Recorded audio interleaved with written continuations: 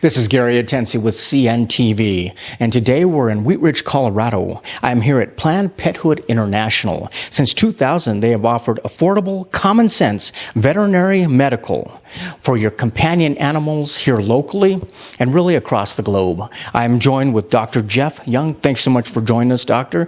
Let's start off a little bit about yourself. I mean, you're a graduate locally, 1989, CSU. One of your earlier jobs there was an animal control officer. You've seen firsthand some of the problems, the abuses that happen with animals. Why don't you tell us a little bit how this got started for you? Well, I think really veterinary medicine changed my life in a lot of ways. When I went into school, I was a hunter and fisherman and all that, and I was taught that animals don't feel pain the same way we do. And then when you get to school, you find out the science says something different, and it doesn't change a lot of people. But then I was also working in animal control, and I started noticing the way people treated their dogs and cats, and pets in general. And I'd always had dogs that were always like part of my family, and it opened my eyes to things and just made me look at the world through a different lens and kind of take a different route than a lot of my classmates. That is interesting. Dogs and cats in general, as you say. When we're talking about pets, companion animals, those are two words that describe someone that's important to many people. Sure. What does that mean for you when you're looking at pets versus companion animals, or are they all one and the same? Well, I think, the political correctness is more companion animals versus pets. Having said that, I'm old school, and in the end, it's how you treat those animals. But the human-animal bond is the big thing, and I learned a lot about that outside of school. But when I was in school, and in the end, it can be a gerbil or it can be a turtle. It doesn't matter if that person has a connection to it, an emotional connection. It really means something to that person. Absolutely. I mean, the cornerstone, really, of your organization is reducing pet overpopulation. Share with us why that has been a passion for you and something you think it's important for people to be educated on. Well, that's a no-brainer. When in the late 80s and early 90s, we were killing 24 to 26 million dogs and cats a year in this country. Okay? At this point, we're, 30 years later, it's down to more like, depending on who you want to read, anywhere from as low as 2 million up to 6 million, and it may be more like 8 million, but it doesn't matter. I mean, it matters, but in that we used to kill so much more, we've come a long ways, and that is through education and the opening of spay-neuter, a lot of spay-neuter clinics, and just more awareness in general of society. If as a veterinarian, if my goal is to help animals, and I became a small animal vet, so my goal is to help dogs and cats more than anything else, because that's what I was really interested in. Well, the best way I could do that is to reduce the population, because back in those days, if you were born, you had a greater chance of dying by being put to sleep than any other reason, which is just an atrocity in my mind. Absolutely. I mean, you're a proponent of early age neutering. One of the ways you make that possible is through mobile neuter clinics really across the globe, not only educating the doctors but the public at the same time. Why is that important for people to understand that it should take place early on? Well, the science has been really positive on my side for a long time. There's some pushback recently. There's some different articles, and they all have flaws. And the truth is, we don't necessarily know. What we do know is the largest study ever done involving 2.2 million dogs and 2.2 million dogs, I think it's 460,000 cats. If they were fixed, they live longer. That was the reality of it. I've lectured and done surgical demonstrations and other surgical things, besides just spay neuter, in over 36 countries at this point. And if you're in a developing country where there are dogs everywhere, the age you neuter them in is kind of irrelevant, because half of them, street dogs' average life expectancy is 3.2 years. So even if they were going to have some problems, they're never going to see it anyway. And I don't believe they do. I really do believe all my animals are neutered as soon as I get them. The earlier the better, as far as I'm concerned. And I've always had long-lived animals that do really good. I don't know what the future is going to hold in terms of this true science on that. Because people say, well, what about incontinence? What about this? What about that? But I can say, yeah, but what about pyometras? And what about dogs running off and fighting, dogs more likely to be hit by a car, intact male dogs, things like that. And when you're dealing with street dogs, when there's literally thousands of them, you got to get the population down, and the faster you do it, the better off you are. You have served on the board of a few organizations out there helping them. You've been an advisor on many units across the globe out there. Not only is accessibility important to you, but also affordability. Why is that something that you think it should be provided for everyone? Well, I mean, I think accessibility and affordability are almost the same thing, in the end. And I know the veterinary profession for years, their theme was, well, if you can't afford it, you shouldn't have it. Well, I can say that about kids. I can say that about a lot of things. Where do you draw that line? I mean, we're humans, and the truth is, we were hunter and gatherers for 90% of the time we were on this planet, and dogs were the first animals we domesticated, and horses came along later, and cats are somewhere in there. But the point is, we always had this bond with nature, and now we live mostly in cities. But our inner being still wants that bond with nature, and a dog is a great way to get that, or a cat, or anything else. So I think as humans, we crave that, and I think the science on companion animal, what it can do for people in terms of lowering their blood pressure, make them feel good about life and themselves, give them something to live for, it's overwhelming. And in this day and age, it seems like more and more we kind of separate ourselves in little cliques and stay away from people. And the neighbor down the street, it may be the dog's the only friend they have. And I don't know. I just can't imagine not wanting to help those animals and help those people, and that's what I got into the profession for. And most animals, not necessarily street dogs, but every animal is pretty much connected to humans. We don't have a lot of street dogs running around Denver Metro, so the animals I deal with are connected to humans, so I can say I'm in it for the animals, but in the end, I'm in it for the people too, and I just think they go hand in hand. Some of these mobile units that you've put together, and they started kind of on a shoestring, yet you've now funded some facilities out there that are state-of-the-art facilities. Is the surgical techniques that you're able to teach others, has it kind of come a long way just in the past couple decades? Well, I mean, it's come a long ways in that I was an incompetent surgeon when I started, and I like to think I'm a little better than that now. So it was a fairly new branch in some ways. And not that we haven't always done some spay neuters, but it really took off. And to do large numbers and large scales, that was coming around in the 80s and 90s. People like Marvin Mackey, just were kind of leaders in the field in that way, and Leo Lieberman. And so, in the end, I can't say the sutures changed that much. I think a lot of the anesthesias have changed that much, but the techniques have gotten more refined, to some degree. When we're in school, you're taught to open from the xiphoid to the pubis, which is a great big huge incision. And now we know we can make it, most space neuters do a little, tiny incision like that, So that's all positive for the animal, and it's more efficient, and it takes less suture, and you get fast at it. There's less time on the surgery table, so there's a lot of advantages. We've learned a lot in the last 30 years. You've definitely done your part. You have personally sterilized 160,000 animals out there. Do you enjoy sharing your knowledge with other vets as well as the public? Well, when I decided to say, okay, the biggest single threat to animals is overpopulation. So how do I address that? Spay, neuter, and education. So you start doing that. Then I realized, okay, and I was naive enough to believe coming out of school that, well, I'll just go out and spay, neuter everything and solve the problem by myself, And then you realize, well, okay, maybe there's a few more animals there than I can get to today, So then it's like, okay, well, how else can I do this? Well, the only way you can really make a difference, and especially on a global level or, even a state level, is to interact with other veterinarians and other people who have the same interests, And that's kind of, I could go anywhere in the world. I mean, I could retire right now, never work another day other than just pop around the world working for organizations, volunteering for organizations who will fly me in, and I can stay there for 2 or 3 weeks or 6 weeks and live like a king, and it's really nice, and they treat you like a visiting dignitary, But if I'm not working with somebody, I mean, it doesn't matter if I do, 10,000 space and neuters. It makes a difference in a short run, but in the long run, you got to leave something behind, because once I'm gone, or once I leave there, or once I'm dead, what's left? What changes? So my thing has always been about recruiting and getting more and more people involved in the philosophy and a certain way of life. And it's hard. It's in America. We're not that giving. We like to think we are, but the truth is we're not that giving as a nation, and people want to make their living first, where I'm seeing like in places like Mexico, or Chile, different places where a lot of the vets are just really, I mean, they're still making a living, but they're just giving so much more back to society because they see the big difference. Now, maybe that changes when they're more like our society, where they don't have dogs running all over the street, so it's not quite as obvious. So therefore, okay, I want to make a little bit more money, and I don't know, I don't know what the future holds, but I do know that we've made a tremendous difference in the areas we've worked in, and I feel really good about that.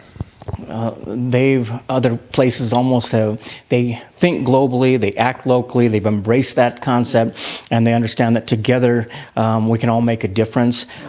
Is that something that started with you locally right here, and does your team pretty much have to have that same passion so they too can almost recruit other people to understand and change legislation and educate folks? Yeah, well, I think that's the key, and there's no question that that's what we take to the places we go. And we take turns. Different people travel with me all the time from here, so I really want my vets and my technicians exposed to those other things to see what it's like out there in the real world. Not that our problems not that we don't have problems here. We do. The biggest single problem here in the States at this point is less of overpopulation and more due to what I call economic euthanasia. So the average American has a hard time coming up with much more than $500 at a time for any kind of emergency. Maybe you have a flat tire or something, you need a new tire, but okay, let's say your dog gets out and gets hit by a car, and the local vet wants $10,000 or $6,000 for the surgery. How many single moms, or the working poor can afford that? Now, once again, the vet profession might say, well, they shouldn't have the dog. Well, yeah, that dog's really intimate to them. I deal with a lot of homeless people, and my God, that dog is like everything to that person, and that person is everything to that dog. They interact 24/7, like they're best friends, So what's wrong with them having that animal, And so, if your choice becomes you have to put $5,000 down, or we can euthanize your dog, and that's the big threat to animals right now, more so than being born and euthanasia in this country for overpopulation. It's economic euthanasia, and I guarantee you, million animals are put to sleep, throughout this country because people just can't afford to fix the problem, and we have an incredible high suicide rate, and I really believe because we have. My class was the first class in '89 to have more females than males in CSU. Now it's like 90% females, or over 90% females. And females have brought a tremendous amount of compassion and caring into us men. I'm not saying much for our sex, but we've done a pretty poor job in the past. And the females have really brought tremendous compassion in the field. But then they go out and get jobs, and most of the facilities are owned by men. And they say you have to do this, this, and this, and they're like, well, I can fix this, but I have to euthanize it, and so they're just torn. I mean, they're compassionate, caring people that every day they have to do something. They see something they could fix, but then the people can't afford it, and the bosses won't let them do it, so therefore they euthanize it or send it out the door. That's got to be horribly draining on you, and we just don't do that here at Planned Parenthood. It doesn't happen. It's interesting. You said early on that this was something that kind of grew, probably even beyond what you imagined it to do. So you have helped fund state-of-the-art facilities in Europe as well as Mexico. Are there any other future possibilities that you're looking at right now as far as goals for the company? Well, it always comes back to money, And when I did the first clinic in Slovakia, we were doing chunks on a credit card, and pay it back and do a little chunk more. It took us a couple of years to get it up and going. Mexico is a little bit faster. We have a couple of facilities we work in Mexico, but we have an international training center that cost me about $600,000, and we got about half of that donated, and the other half came off the top of my for-profit company. Now we're 100% nonprofit, so if we can beg, borrow, and steal and get more money, we'll do more. My next really big goal would probably be putting a facility, an international training facility in someplace like Montenegro, somewhere in kind of Eastern Europe, because there's just so many animals. And it's still close enough that we could bring some people in from Asia and stuff. Because, we've trained something like 40-some veterinarians in the last few months in our training facility down in Mexico. I mean, we have groups of French vet students come over, maybe 10 or 12 at a time. And they stay. My goal is always the same: build a facility, build it, and they'll come. And when they come, we don't charge them for staying there. All right, we don't charge them for training. So we have people waiting in line all the time from all over, and so they come in there. Now we picked a place outside of Cancun, and so Cancun's nice and you have beaches. So, it's really good for those people. And these aren't rich people. A lot of times they're students, but a lot of times, they're vets from some pretty poor countries, but they come in because they know they get a really good deal, and a lot of the people who donate money say, well, you should charge for it. Well, yeah, but if I charge for it, then I'm getting the wrong people. I'm not necessarily going to be able to train the people I really want to train, that really have the compassion and the drive to make a difference, and they don't have a lot of extra money. This is quite a facility you have here locally. I mean, probably should have 3 or 4 doors on the front, because it's 3 or 4 things going on here under the roof here. Based on your prior employment of that of a animal control officer, you've seen quite a bit. Why was it important for you to kind of tie in a rescue boutique so that adoption is a part of that puzzle as well? Yeah, and that's a real simple one. Real early on, we realized that, okay, even I can't care more than you care. Let's put it that way. I've came to the same conclusion coaching. I can't want it more than my kids want it. I've been coaching at North High School for 26 years in distance running.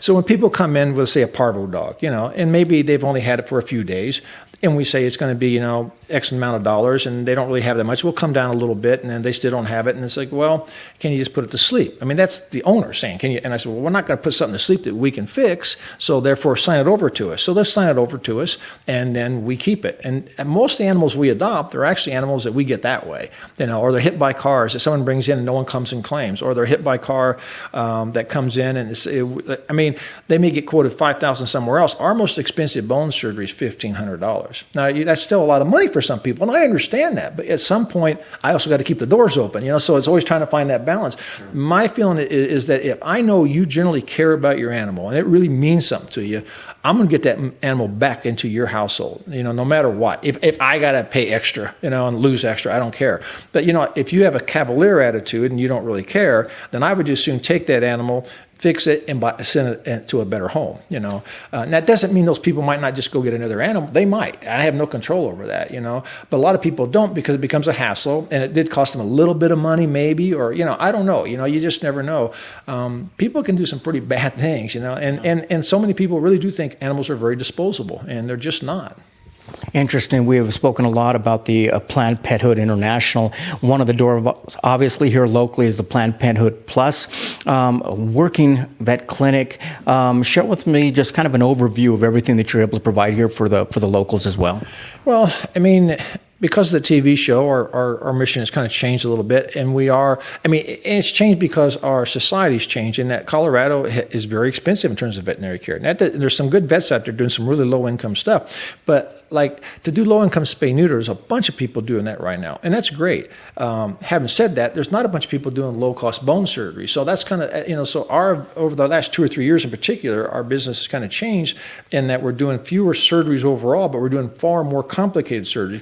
I do heart surgeries and chest surgeries, for $600, $800, $1,200 max, and those are quoted at $10,000, So, we do stuff like that every day, all the time, Dr. Petrie's become incredible at doing TPLOs and those kind of things, type of bone surgeries. And in the end, like the average in Colorado is probably $3,500, and her highest price is $1,500, and we're leaving $500 worth of implants in the animal, So it's not like you're making all this money, when it takes you guys take x-rays, you have all this equipment and stuff, but I feel like our ability to go to the next level in terms of really complicated surgeries that people absolutely would have to euthanize their animals if they didn't get. I think I'm really proud that we're really making a big difference there. Making a big difference not only locally but across the globe. You guys are educating 300 plus doctors out there, educating the public, using any means possible, really, like you touched on earlier, even that of TV, on-demand TV. Touch on that a little bit and how that opportunity presented itself for you. Well, Animal Planet had the first TV show, I think it was called Emergency Vets here in Denver, Alameda East. And in the end, they went off the air, and other stations started picking up some shows on veterinary, and they did really well. So Animal Planet put out around the world, hey, we want to get back in the vet business. And there happened to be a production company, Double Act, over in England that saw a YouTube interview with me, a lecture I was doing in Australia. I'd been traveling the globe for years before I ever got on TV. And they called me up one day and they go, hey, would you be interested in being on TV? And I said, I don't know. I said, I'm kind of controversial. I'm really stuck in my ways and I really believe in certain things. I said, you may want to check out my Facebook page and give me a call back. And they called back literally 24 hours later. Said, we'll be there next week. And I said, okay, and the rest, as they say, is history. People ask me, well, why you're successful, in terms of being on the TV, and we're the most successful TV program that Animal Planet has had for the last few years, and we've been number one since we came on, and our base keeps growing, and I really think it's simple. It's because we believe in something. We just live in such a phony world, and we've gotten away from real basic values. And I just feel like we are what we are. What you see is what you get. And we actually, we're not fake, and we believe in certain things, and we're going to hold to those beliefs. And I think people really respect that. So really what you told them at the beginning, I'm somebody with some strong opinions. Yeah, you didn't realize that's exactly what America needs, what America wants to view out there, and people resonate that with someone who believes in something. And like you say, you're making a difference out there. Earlier you said that you're not sure what the future holds as far as doing this for the animals, but you definitely know about your own organization, some of the goals that you have in the future. Share with us, does this continue to be rewarding for you as you see kind of evolve? Well, I know for a fact. I've already had cancer twice, and my father lived to be 84. My mom's still kicking it. She's 82, I think, and she does water aerobics. So I don't know. I probably won't make it to 84, but it doesn't matter to me, I guess, in one sense. I'm at peace with the future, and my goal is to work to the day I die. I'm fortunate. I actually love what I do, and I get to travel a lot of times on other people's dimes, which is great. I get to see the world because I've always loved traveling. I'm a military brat. We moved around, so that's kind of in my blood. So I just see moving forward, and as long as I can keep giving some knowledge out, keep helping other groups, and maybe build a facility or two more to where they'll run long after I'm dead. The International Training Center in Mexico will be running 100 years after I'm gone. I'm sure of it, and that's makes me kind of proud. So. Like you said, important to you is to leave something behind, and obviously that is what you're doing, not only with basically the Pethood International, but with your Pets Plus as well. Many doors out there. People are able to come in, and like you said, the two work hand in hand. Affordable as well as accessible is something that I think people can relate with, and they're probably very thankful that your organization exists. Viewers, let's take a look at the bottom of the screen right there. What you're going to see is their website.